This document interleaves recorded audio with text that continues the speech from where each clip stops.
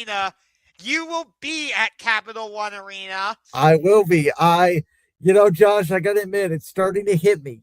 It started to hit me this week that I am going. The reason why I am going, I will not only be at John Cena's last match, but I will be at the Cavs game the night before. I will be at the Capitals game 48 hours the night before. Those two commenters in the chat earlier tonight, Lucky Lou and Andy, they are both going to be with me, by the way, throughout this trip. Andy does live in the Washington, D.C. area. Very excited for this trip. And, you know, Cena, man, like, I know obviously we both have our different interests in wrestling, but John Cena is my childhood. And Edge may be my favorite wrestler of all time, but there's something about John Cena that has gotten me the love of wrestling. And you'll listen to him in these interviews like I have the past couple days with Chris Van Vliet, Tom Rinaldi, Bill Simmons. You can very tell that man knows how to speak. It's going to be his final match, and it's going to be against Gunther, and Gunther's going to probably make him tap out. But we are going to celebrate who might be the greatest professional wrestler of all time ever wear a pair of jorts again. I actually think Cena could win this match because he already lost at Survivor Series against Dominic Mysterio. Could you imagine if Dominic Mysterio is able to carry that throughout 2026? I was the final person to beat John Cena. That would be, Actually, you're right. I think that would help Dom more than it would help Gunther. I'm with you. So, but at the same time, it would be a really good feather in Gunther's cap if he's able to say, I beat both Goldberg and John Cena in their retirement matches. So I could see this match going either way. And honestly, it makes sense. Personally, I think I would have preferred LA Knight to face John Cena, just because if you remember, I think it was at Payback, if I'm not mistaken, John Cena raised LA Knight's hand. So I feel like that would have been the ultimate sort of closure. But at the same time, I don't have an issue with Gunther being his final opponent either.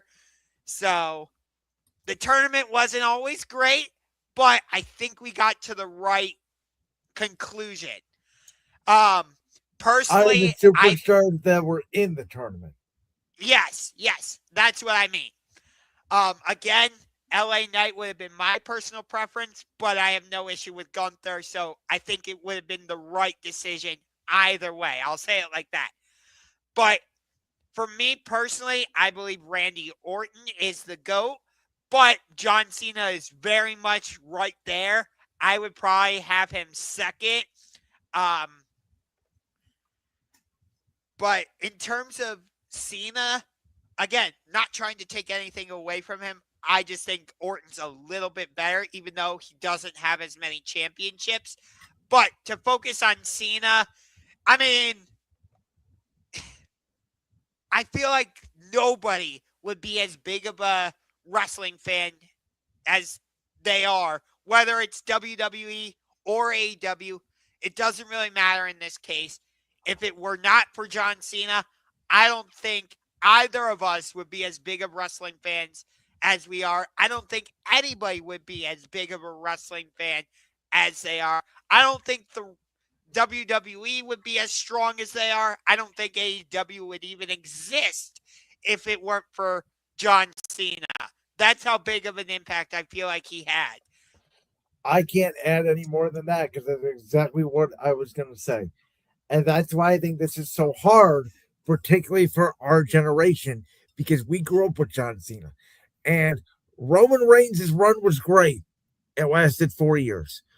Hulk Hogan's run was great. What did it last? 8, 9 years? Cena's run on top lasted from 2005 to at least 2018 at the earliest would be maybe when you could say Roman Reigns took the mantle. But I would say you can make an argument it could have went all the way to 2019, 2020, up until Roman Reigns was the tribal chief. That John Cena was, maybe if he wasn't all the way around, he was at least the face of WWE. There were some times where you're just like, I don't get what's happening with him. Um, I think the and the one the one regret that I think John Cena will tell you about his career is he should have put the Nexus over at SummerSlam 2010. I think that's the one X on his career, and everybody's got one. Tom Brady got one. He retired a year too late. He should have hung it up the year before. And guys don't always go out on top. Peyton Manning won a Super Bowl. Yeah, he couldn't throw at the end of his career. Legends do not always go out on top, and the wrestling trope has always been you go out on your back. I'm very interested to see how this match is put together because Gunther, if they want to build him to be the supervillain, he has to win, obviously. But you can make an argument right now. There's no shot for him in the world title picture, so where do you go after this? he's already been world champion. Um, Yes. Well, so was Brock Lesnar, but Brock Lesnar beating the Undertaker streak, I will argue, made a different Brock Lesnar. I don't care what anybody says. The Brock Lesnar beating the Undertaker streak made Brock Lesnar the beast we know he is today, made Suplex City born. What are you going to do with Gunther? Because I think we're in a very similar situation. If Gunther is the one to retire John Cena, it has to born a new Gunther. It has to born a more ruthless and unstoppable, a Brock Lesnar esque Gunther run. the problem is Gunther already had a lengthy title reign as Intercontinental Champion. I would argue he's top three in terms of Intercontinental Champions. Greatest I would argue Intercontinental. he's the best all time. Yeah. I loved his title reign as World Heavyweight Champion. Although his feuds didn't always quite click, but the matches themselves usually were fantastic. Um, my one little issue, though, I know Cena's final date is at Saturday night's main event. I understand that. But on Raw last night, I would have liked it if Cena had been there just to cut one promo and have a little promo battle with Gunther leading into this match. You That's know what's all. wild? Did you hear that Cena wanted to do 250 dates to a whole tour and they told him no? They told him, we don't want you getting hurt. We want you to be a special attraction. We're going to give you 36 dates. Yeah, it's honestly kind of crazy. And then when he turned heel, he said he came up with that line that he was going to ruin wrestling when he woke up out of a dream at 3 o'clock in the morning. He literally was sleeping and woke up and said, oh my God, I got to ruin wrestling. That's what I'm doing as a heel. which honestly, I don't think his heel turn worked in the way he wanted it to or WWE. Well, It he was knows to confirm that they told him we need to do like a two-year story in 10 days. And as he said, he did wrestle on purpose like chicken shit as a heel. oh, I know. I totally get it. But I just felt So like it just for me the heel turn didn't quite work. I probably will watch this on Saturday. Even though I've been a big WWE hater. By the way, I will say this. I am really enjoying this long-term story WWE's telling with the Masked Man of Survivor Series because I've seen clips of it and stuff. I haven't gone back and watched Survivor Series. I don't plan to, but I know the story. At Survivor Series, that was clearly Austin Theory, and then last night on Raw, that looked like Montez Ford. So I think they are intentionally changing who's under the cloak so they throw you off the set. I like that WWE is doing this. Listen to this. I am giving WWE a freaking compliment right now. So I had a conversation with a buddy the other day. We talked about this, and I kind of agree with him. As soon as John Cena announced his retirement tour, WWE said, that's it. 2025 is all about Cena. We're going to pack it in. We're going to get as much merchandise as we can. We're going to do not a lot of great stuff. We're going to put everything in the back burner. And we're going to make 2025 about Cena. And I think that they've realized that it has not been a good year creatively.